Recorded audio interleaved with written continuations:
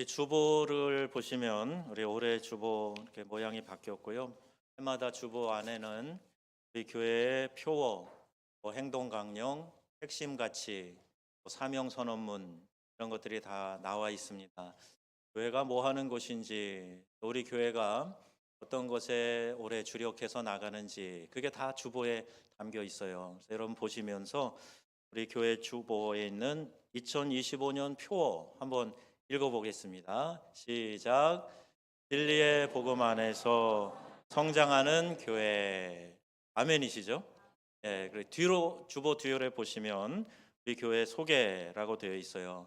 정은명성교회는 어떤 교회야? 누가 물어보면요, 이 뒤에 있는 것들을 잘 요약해서 소개해 주시거나 주보를 갖다 주시고 읽어보라 그러시면 돼요. 거기에 정은명성교회는 기독교 대한성결교회 소속 교회로 이렇게 쭉 설명이 되고 있고, 또 캐리그마, 디다케, 디아코니아, 코이노니아 이 네 가지를 통해서 우리가 이 코어 밸류라고 하죠. 핵심 가치 이걸 이야기하고 있어요. 그 다음에 이제 사명 선언문 이게 중요한데, 주님 오실 때까지 우리 정은명성교회는 다음과 같은 교회에 주신 사명 감당을 위하여 힘써 달려갑니다. 사명 선언문을 같이 읽어보겠습니다. 시작. 우리는 믿지 않는 사람들을 그리스도께로 인도하여 예수님의 몸인 교회의 지체가 되게 하고 그들의 신앙이 성숙하도록 도와서 그리스도의 제자가 되게 하고 그들이 교회에서 사역하며 열방을 향해 선교할 수 있는 능력을 갖추게 하여 더불어 지속적으로 하나님의 이름을 찬미하는 예배 공동체이다. 아멘이시죠? 가로 안에 있는 핑크색으로 되어 있는 글자 전도, 교제, 훈련, 사역, 예배 이 네 가지가 다섯 가지죠. 예배까지 이 다섯 가지가 우리 교회가 갖추어야 될 아주 중요한 요소, 어느 것 하나도 약화시키면 안 되는 중요한 교회의 본질적 사명 이것을 말하고 있습니다. 그래서 혹시 이 다섯 가지 중에 우리가 등한시하는 게 있다면 말씀하셔야 돼요. 목사님, 우리가 이런 부분이 지금 부족하지 않습니까? 목사님, 이런 부분에서 우리가 더 힘내야 되지 않겠습니까? 이런 얘기를 해주시고, 장로님, 이런 부분에서 우리가 더 앞장서야 되지 않겠습니까? 이런 얘기를 서로 해주셔서 격려하면서 사명을 잘 이루어가면 좋겠다. 또 올해 특별히 우리 교회 주신 표 가운데 우리가 행동 강령으로 몇 가지 중요한 비전을 선포하고 같이 하려고 하는 거예요. 그 비전을 우리는 317 비전을 정했습니다. 우리가 쉽게 도달할 수 있는 목표예요. 나만 빠지지 않으면 이룰 수 있는 그런 목표가 되는데, 먼저 317의 전체적인 맥락이 뭔가를 한번 같이 외쳐보면 좋겠어요. 제가 비전 317 선포하고 3 그러면 여러분은 삼위일체 하나님을 모시고, 1 그러면 하나된 교회 안에서, 7 매주일 승리로운 삶을 이어가자 하는 거예요. 자, 한번 준비되셨죠? 비전 317을 선포하겠습니다. 3 하나님 안에서, 1 하나된 교회 안에서, 7 승리로운 삶을 이어가자. 일주일은 7일이잖아요. 그렇죠? 이게 뭔가 하는 분도 계시는데 다시 한번 하겠습니다. 317 비전 선포. 3 삼위일체 하나님을 모시고, 1 하나된 교회 안에서, 7 매주일 승리로운 삶을 이어가자. 아멘. 자, 이렇게 살아가면요, 우리가 특별히 우리의 영적 시너지를 모으기 위해서 예배하는 인원 숫자를 정해놨어요. 예배하는 인원을 세울 수 있도록 여러분이 빠지지 않으시면 됩니다. 각자가 다 열심을 내시고, 우리 목장에서, 우리 기관에서 잘 안 보이는 사람 계시면 그분 한 번만 나오시면 우리 올해 안에 다 이룰 수 있는 숫자 목표예요. 목표도 이루어갈 수 있기를 바라고요. 오늘 설교의 제목은 같이 한번 보겠습니다. 제목이 뭘까요? 이런 교회 되게 하소서. 우리 정은명성교회 좋은 교회인데 이런 교회로 더욱 굳건하게 세워주세요. 그런 의미에서 우리 교회의 본질적인 사명에 집중해서 말씀을 나누려고 하는 것입니다. 역사는 언제나 반복되고 또 중요한 선택을 요구하고 있어요. 우리는 지금 이 코로나19 이후에 많은 변화들을 경험하고 있습니다. 우리 장사하시는 분들 요새 상점 문 닫는 상점들이 많아졌어요. 우리 상동 지역만 해도요.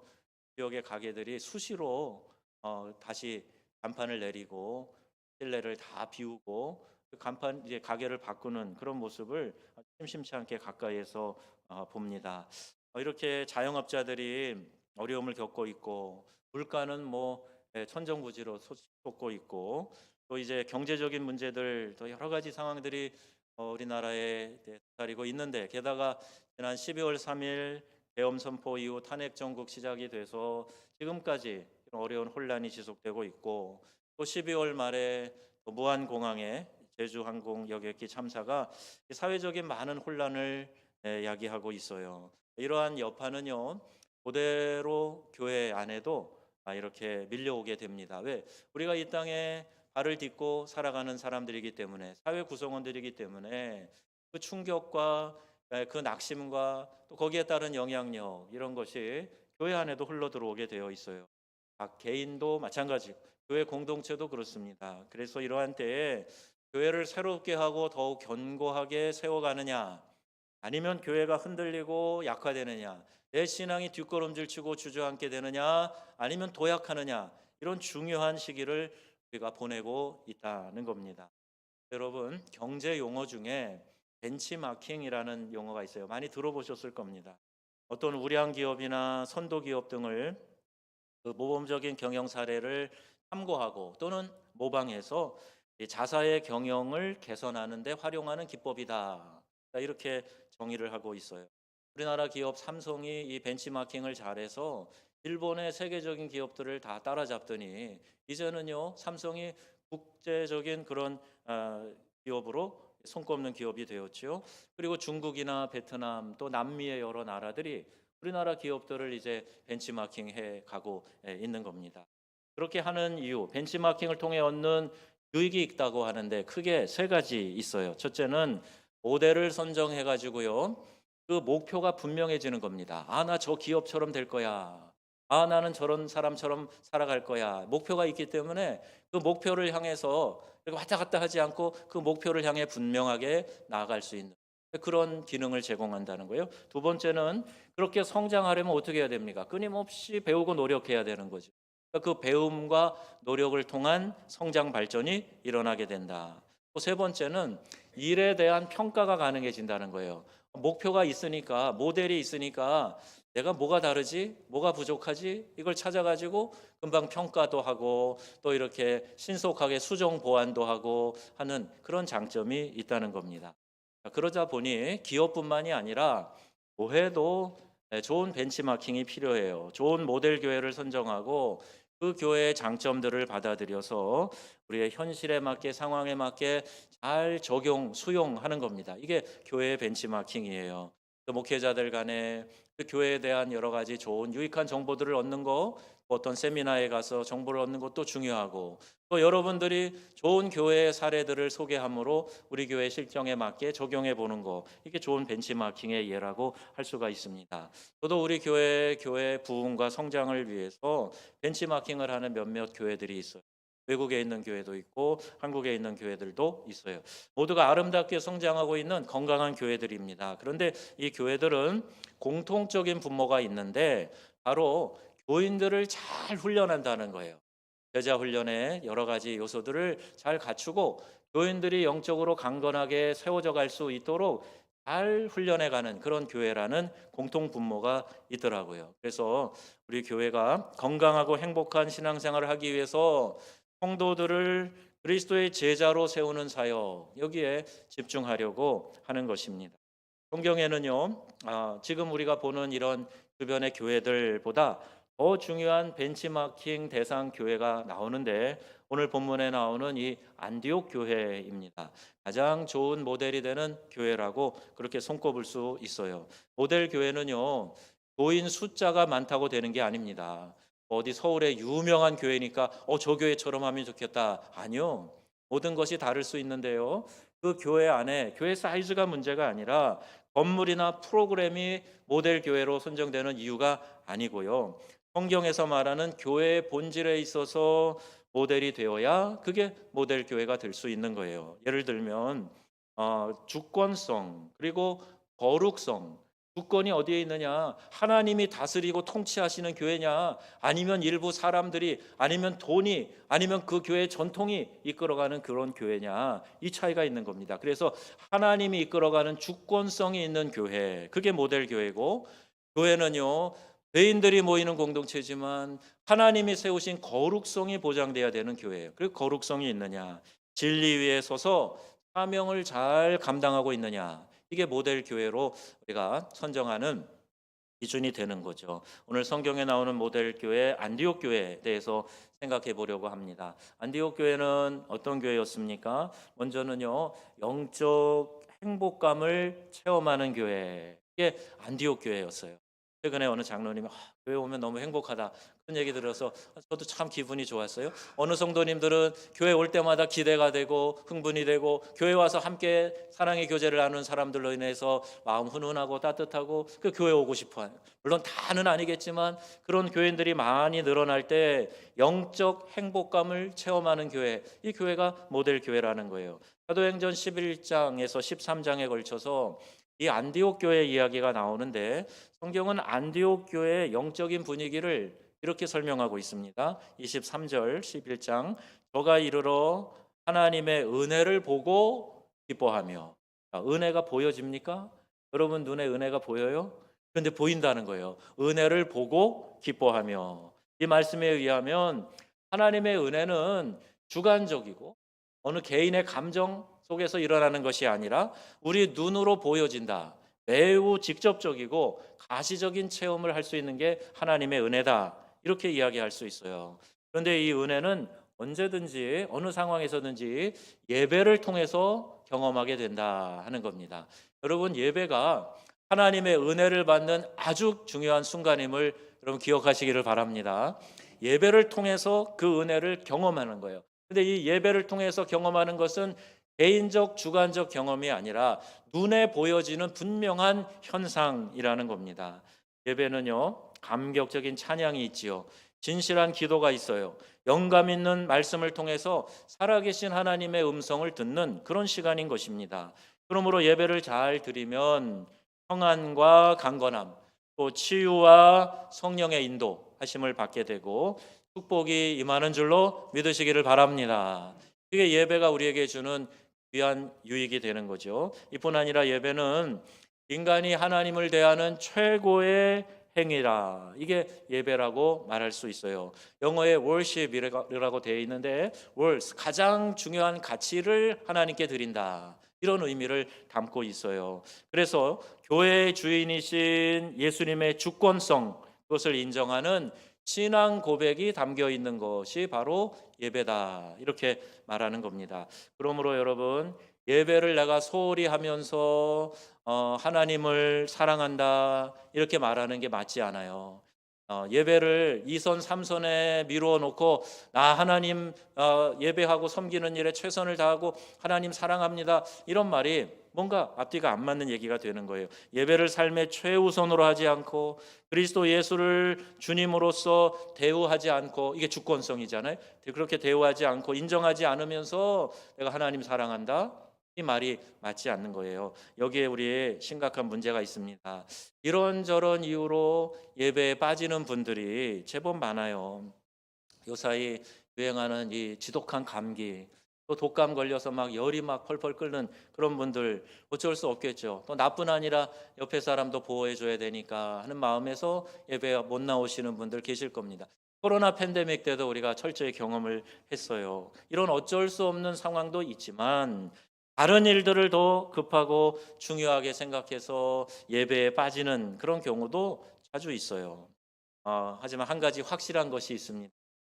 제가요, 교회 오랫동안 이제 30년이 훨씬 넘잖아요. 이렇게 예배를 하면서 보면요, 예배를 정말 생명처럼 소중히 한 사람 중에서 하나님의 은혜와 복을 받지 않는 사람 제가 못 봤어요. 정말 하나님의 은혜를 사모하며 집중해서 예배하는 사람, 예배를 내 삶의 최우선으로 두는 사람, 여러분 하나님이 책임져 주시고 보장해 주심을 믿으시기를 바랍니다.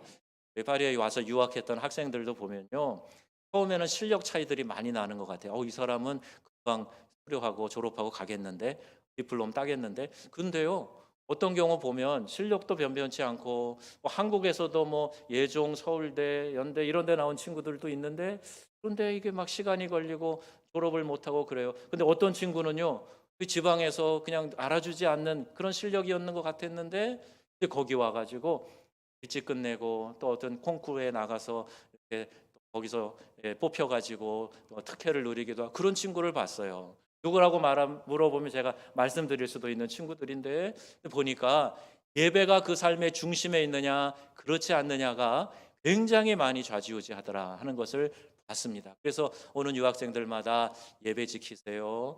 교회 중심으로 그렇게 유학생활 하세요. 그래야 안전하고 그래야 목표도 잘 이룹니다. 이런 이야기로 권면한 기억이 나요. 여러분도 삶의 우선권 예배에 두시고 올 한 해 하나님이 부어주시는 놀라운 보장의 은혜가 여러분의 삶에 가득히 넘쳐나시기를 주님의 이름으로 축원합니다. 예배에 안 빠지고 나오시는 여러분 참 귀하신 분들이에요. 또 주일 오전만이 아니라 오후도 오시고, 또 우리 교회 수요 예배도 많이 오시잖아요. 수요 예배도 오시고, 또 이렇게 예배마다 공예배 잘 지키시는 거, 새벽에도 이 추운데도 새벽에 오시고, 이런 분들 얼마나 귀한 일인지 몰라요. 참 잘하고 계시는데요. 그런데 예배에 나오신 분들 가운데 어떤 분은요, 겨울철에 히터가 돌아가고 그러면 이 무거운 눈꺼풀과 씨름을 하는 그런 분들도 가끔 계세요. 딱 두 분 계시는 것 같아요. 눈꺼풀이 너무 무거워가지고 이 눈꺼풀은 역도 선수도 장미란 씨도 못 들어올린다 그러면서 씨름하고 계시는 분이 계시는데, 설교 시간에 예배를 견디는 유형에 대해서 누가 이렇게 통계를 얘기를 했어요. 눈에 초점이 없이 그냥 강단만 응시하는 딴 생각파가 있대요. 눈은 분명히 여기를 보고 있는데 머릿속에서는 딴 생각하고 있고 눈만 이렇게 앞에 쳐다보고 계시.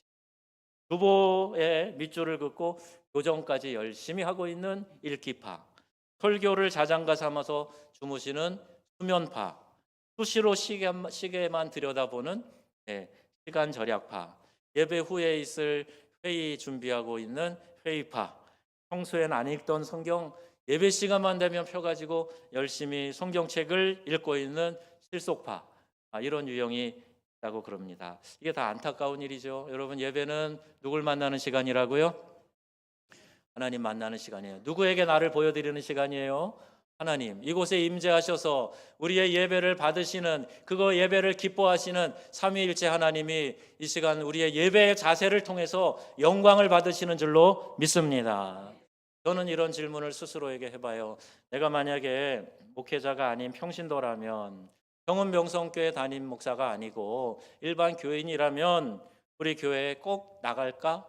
꼭 우리 교회에서 예배 드려야 되나? 이런 확신이 내게 있는가? 한번 그렇게 물어봐요. 우리 교회가 뭐가 좋지? 우리 교회 꼭 나가야 될 이유가 뭘까? 이런 생각을 해보게 됩니다. 정성을 다해서 준비해서 하나님께 올려드리는 예배가 되기 위해서 목회자가 최선을 다해 준비해야죠. 우리 예배에 대한 전체적인 것 시뮬레이션도 해요. 그리고 우리 부교육자들과 함께 예배가 어떻게 되면 아름답게 드려질까? 우리 기관 목회는 어떻게 하면 더 효과적으로 할 수 있는가? 우리 함께 모여 기도하고 의논하고 그러고 있어요. 그리고 예배를 드리는데 필요한 예배 인도자들, 찬양대원들, 예배 순서 맡은 이들, 찬양을 인도하는 분들 최선의 노력을 해야 됩니다. 내가 실력이 좀 있다고 한번 해보고 서면 되지. 아니요, 그러시면 안 돼요. 열심히 최선을 다해서 할 수 있는 여건대로 열심히 연습을 하고 준비할 때 여러분 찬양을 준비하는 그 순간부터 하나님이 영광을 받으신다는 사실을 기억하시기를 바랍니다. 내가 이 자리에 서서 소리가 얼마나 곱고 아름답고 하모니가 얼마나 좋은가, 이것도 물론 중요하지만 그것을 이루는 데 필요한 과정, 그리고 내가 아름다운 찬양을 올려드려야겠다 하는 마음의 자세, 이게 다 예배에 하나님이 받으시는 요소가 되는 거예요. 그거 준비하지 않고 대충 해가지고 하나님 앞에 선다는 거, 그거 부끄러운 일이 될 수 있고, 하나님이 그걸 받으실까? 가인과 아벨의 제사를 생각해 보세요. 정성을 다해 드리는 그 제사를 하나님이 흡양하신 것처럼, 여러분 예배를 드리러 나오는 순간 내 의복조차, 내 마음, 내 몸 매무새까지도 하나님이 받으신다는 사실을 기억하셔서 정성을 다해서 예배하는 우리 명성의 가족들 되시기를 주님의 이름으로 축원합니다. 연초가 되니까요, 이런 얘기를 안 할 수가 없어요. 우리가 하나님께 예배하는 우리의 신앙의 자세 잘 갖추어서 해야 되겠다 하는 생각을 합니다. 왜? 하나님은 우리를 일꾼으로 부르신 게 아니에요. 예배자로 부르셨기 때문에. 이 백성은 내가 나를 위하여 지었나니 나를 찬송하게 하려 함이라 말씀하고 계세요. 여러분, 하나님 앞에 이런저런 봉사도 중요하지만요, 예배하는 것만큼은 놓치지 마시고 최선을 다해서 열정을 쏟아넣으며 예배하는 믿음의 성도님들이 다 되시기를 바랍니다. 참 예수의 제자를 양육하는 교회가 돼야 되겠다, 이런 생각을 이번 기도원에 가서도 절실히 하고 왔어요. 오늘 11장 19절 말씀을 같이 한번 읽어보겠습니다. 때에 스데반의 일로 일어난 환란을 인하여 흩어진 자들이 베니게와 구브로와 안디옥까지 이르러. 아멘. 안디옥 교회는요, 어떻게 생겨났냐면 예루살렘에 이 환란이 닥치게 되었을 때 교인들이 흩어졌어요.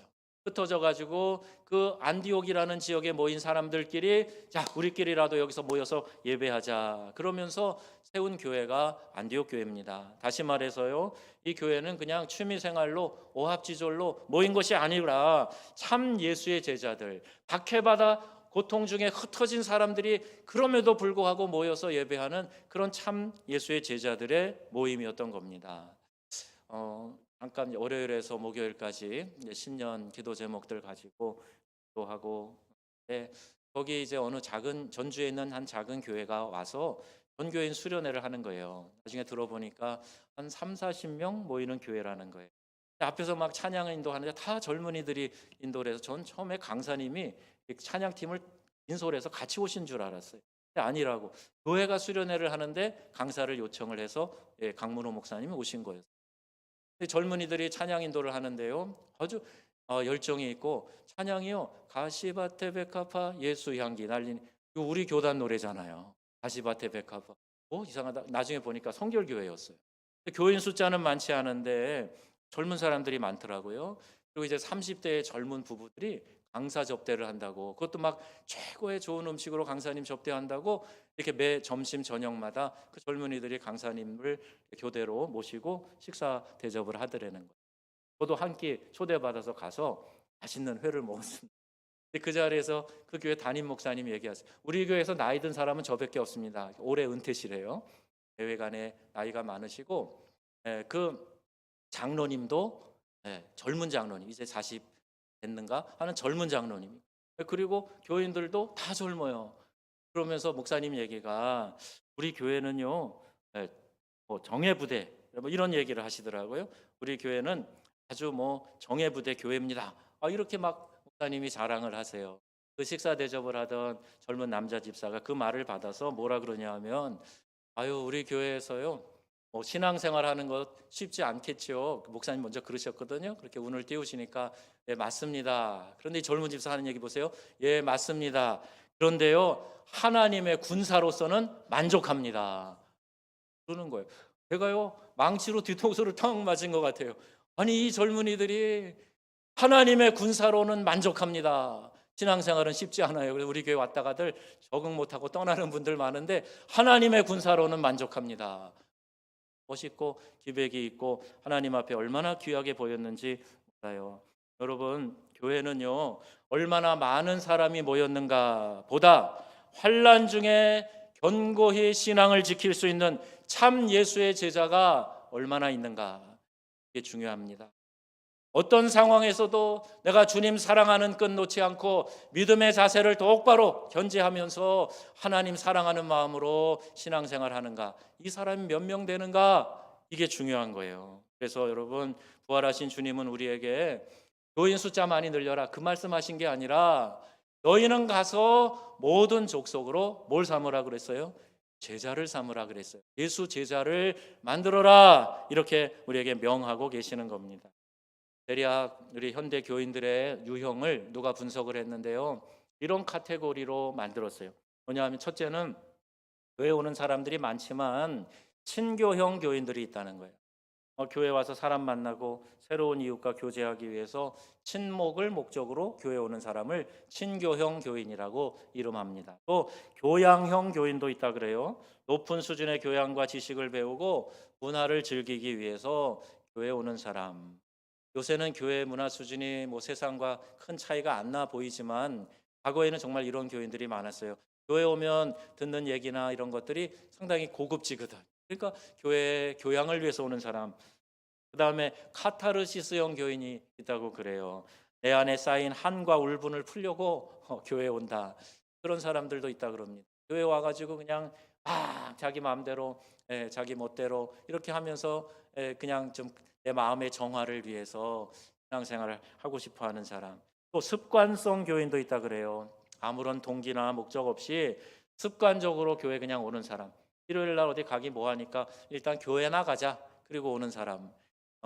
오래된 신자들 가운데 특히 모태신앙 가운데 이런 분들이 적지 않이 있다는 거예요. 이 세 가지 유형은 네 가지 유형이죠. 별로 그렇게 권장할 만한 유형이 못 돼요. 진짜 중요한 것은 제자형 교인인데 예수의 말씀을 쫓아서 그 뜻대로 주님 말씀대로 살려고 힘쓰는 성도들, 이 사람들을 제자형 교인이라고 이야기합니다. 여러분 어디에 속해 있으십니까? 여러분 자신에게 한번 질문해 보시기 바래요. 예수의 제자가 뭔가 다름 아닌 말씀에 거하는 자라고 성경이 기록하고 있어요. 말씀에 사로잡히고 말씀에 붙잡히고 말씀이 이끌어 가는 대로 살아가는 데 힘쓰는 성도들, 이 사람들을 예수의 제자형 교인이라고 이야기합니다. 그리고 제자는요, 어떻게 그냥 딱 태어나는 게 아니에요. 이 제자는 하나님의 말씀 안에서 훈련되면서 만들어져 가는 겁니다. 제자는 태어나는 게 아니라 만들어져 가는 거다. 그 제자 훈련의 기본 상식이죠. 우리가 신앙생활을 하면서 낙심하고 때로는 시험에 넘어지는 이유가 어디 있습니까? 그 이유는요, 외적인 환경과 조건 때문이 아니에요. 아무리 혹한 시험이 와도 내 안에 말씀이 딱 중심이 되어 있으면 넘어지지 않아요. 흔들리지 않아요. 근데 내 안에 이 기준이 되는 말씀이 선명하지 않기 때문에 자주 넘어지고, 그리고 신앙생활하는 목적이 분명하지 않아서 시험에 들고 교회를 떠나는 일까지 생기게 됩니다. 시험의 도구로 이용된 그 어느 누구 때문이 아니에요. 사람 핑계대고 그 사람 때문에. 그런데 사실은 내 안에 말씀이 딱 자리 잡지 못하고 있어서 생기는 현상이라는 거예요. 내 자신이 말씀 안에 거하지 않기 때문이라는 겁니다. 루터는 이야기해요. 하나님의 말씀이 있는 곳에 하나님의 역사하심이 있다. 말씀이 육신이 돼서 이 땅에 오신 것처럼 말씀은 우리 가운데 보여주신 하나님의 계시인데 그 말씀이 있는 곳에 하나님이 역사하시는 사실을 여러분 믿으시기를 바랍니다. 올해는 여러분 직원들하고도 얘기했어요. 성경을 꼭 올해는 몇 독씩 합시다. 그런 제안을 했어요. 여러분도 이제 연초니까 성경 읽을 계획도 세우시고 말씀이 내 안에 충만하게 임하도록 그렇게 노력하고 말씀 안에 거하는 훈련을 해야 되겠지요. 그래서 우리 명성교회가 오합지졸이 아닌 말씀 안에서 양육된 참된 예수의 제자가 모인 공동체가 될 때 복음의 이 진리성을 회복하는 아름다운 교회로 성장하게 될 줄로 믿습니다. 그리고 더 나아가서 이 진리의 빛을 세상에 비치고 이 세상의 방향을 결정해 주는 그런 하나님의 등대 역할 잘 감당하는 우리 명성교회 되기를 주 예수님의 이름으로 축원합니다. 안디옥 교회가 또 어떤 교회였는가? 이 세계 선교를 잘 감당하는 교회였어요. 사도행전 13장 3절 말씀 보시면 이에 금식하고 또 기도하여 두 사람을 안수하여 보내니라. 이 두 사람이 누구죠? 바울과 바나바를 안디옥 교회에서 선교사로 파송을 했어요. 선교는 최고의 주님 사랑입니다.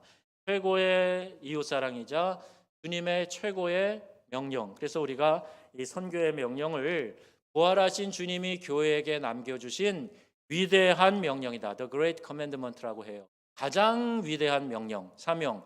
그게 바로 복음을 땅 끝까지 전하라 하는 이 선교의 명령이라는 겁니다. 당시 안디옥 교회는 자신들을 위해서도 해야 될 일이 많았겠죠.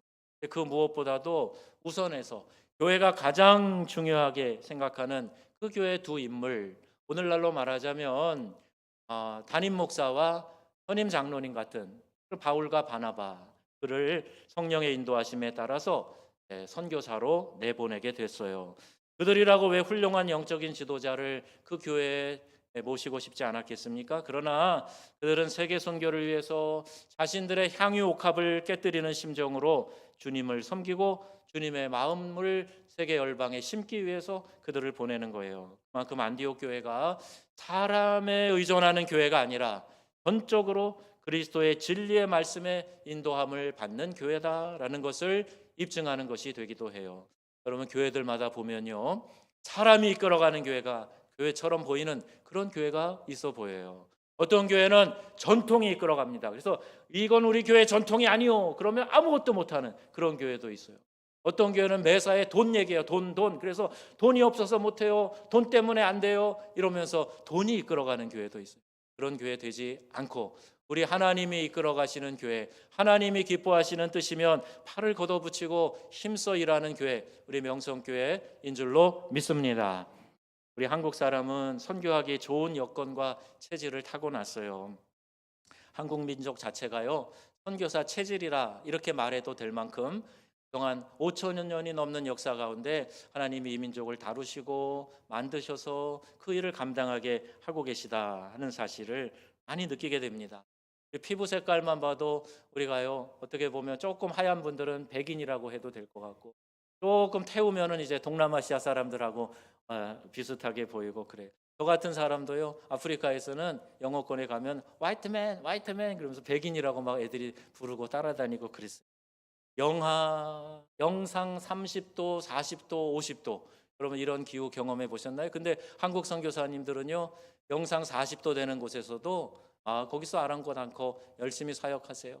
영하의 나이의 이 기온이 40도, 50도 내려가는 데가 있어요. 시베리아, 카자흐스탄, 몽골, 요새 영화로 나오는 하얼빈 이런 데요, 영하 40도, 50도 내려가요.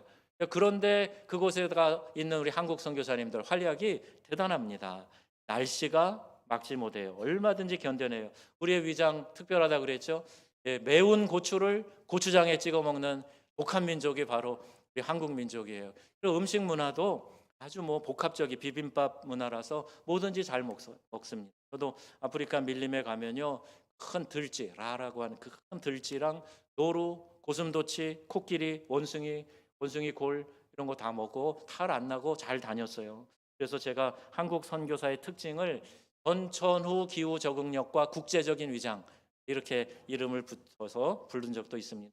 여러분, 70년대 이후 한국의 급속한 경제 성장, 세계 선교를 위해 하나님이 주신 축복임을 여러분 믿으시기를 바랍니다.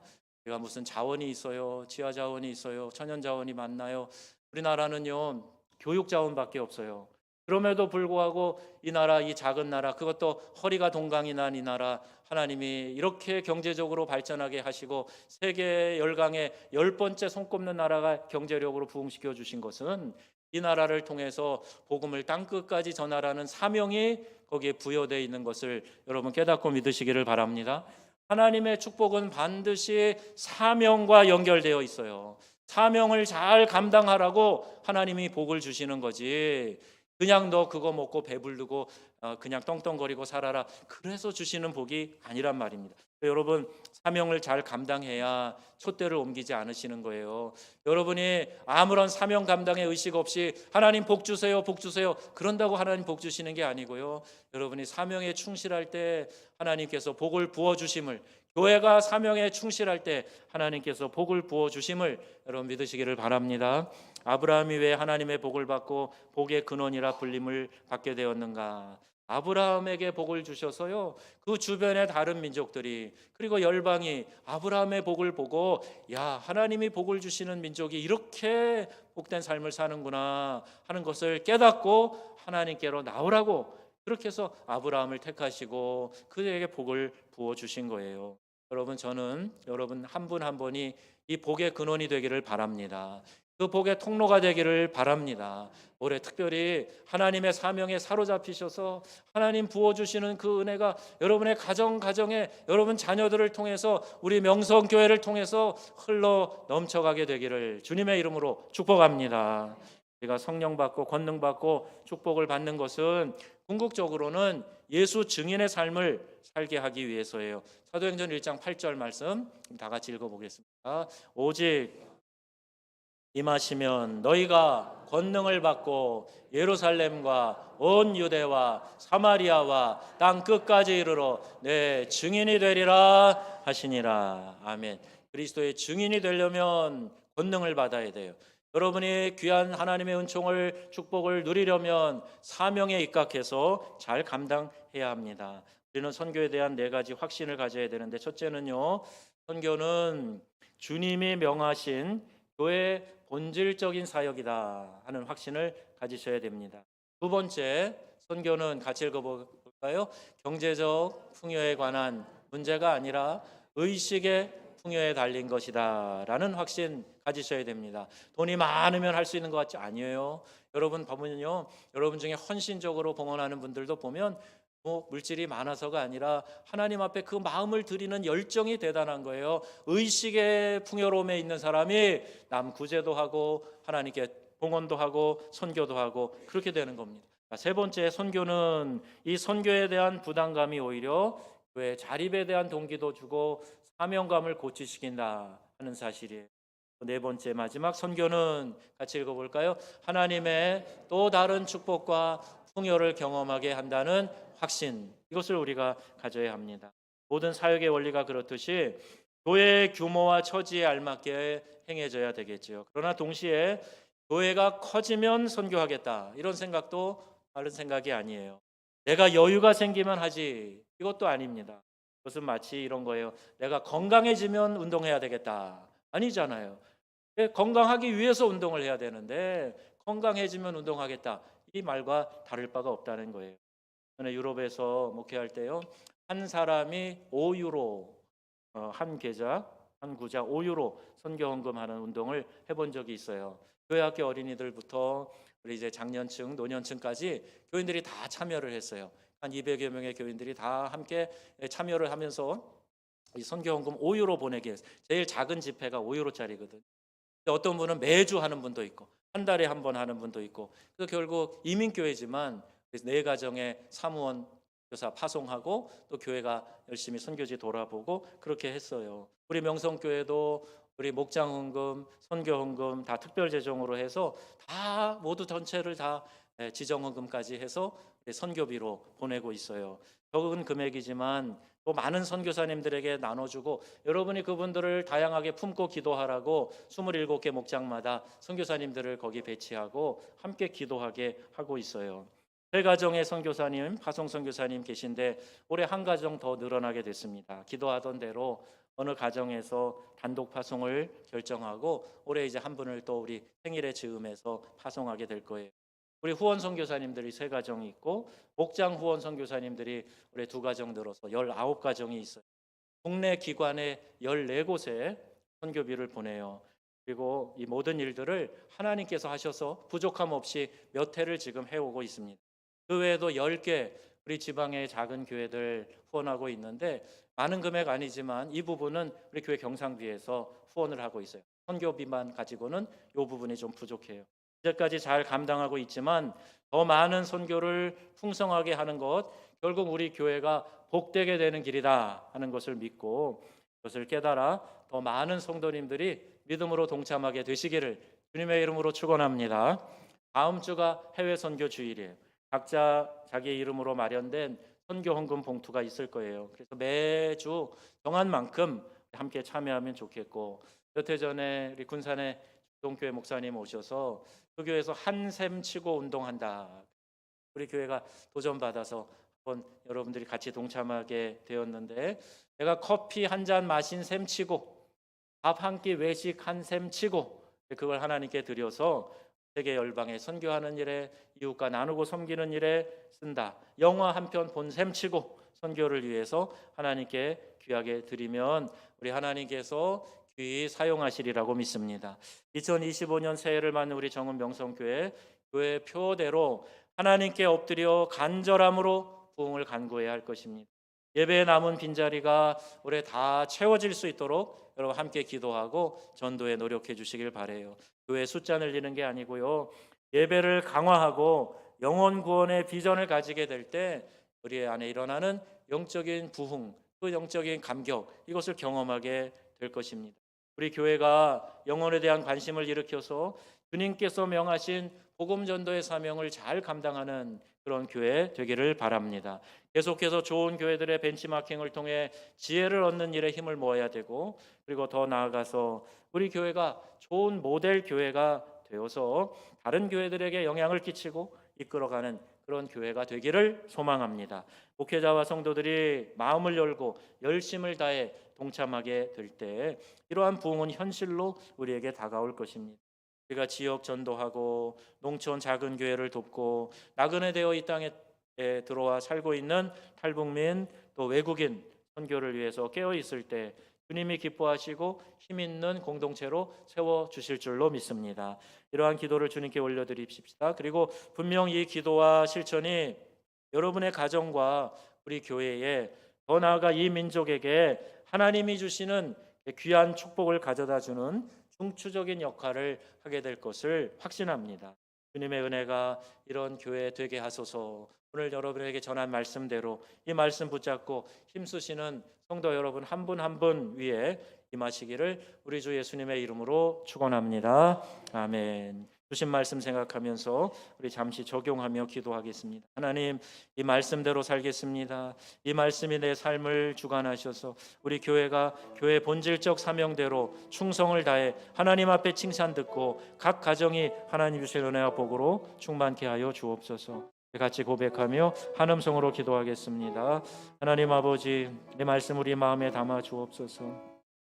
세계 열방을 향해서 하나님 이웃을 품고 교회가 우리에게 맡겨주신 사명, 이 본질적인 사명 잘 감당하는 우리 믿음의 공동체로 세움받게 하여 주옵소서. 하나님 아버지, 이 땅에서 우리 자신을 위해서는 그 모든 호화로운 것을 마다하지 않으면서도 정작 하나님 나라를 위해서는 인색하고 하나님 앞에 헌신 충성하지 않는 그런 삶이 되지 않도록 주님 저희들을 붙들어 주시고 오직 하나님 앞에서 믿음으로 담대히 우리 주님 기뻐하시는 일을 감당하는 복된 성도들이 다 되게 하여 주옵소서. 오늘도 이 말씀으로 우리 교회가 이런 교회 되기를 원합니다. 이 일에 더 힘써가기를 원합니다. 하나님 진리의 말씀으로 저희들을 무장시켜 주시고 주님 교회의 사명 잘 감당해서 잘했다 착하고 충성된 종이라 칭찬 듣고 인정받는 우리 믿음의 성도들 다 되게 하여 주옵소서. 우리 주 예수님의 이름으로 기도드립니다. 아멘.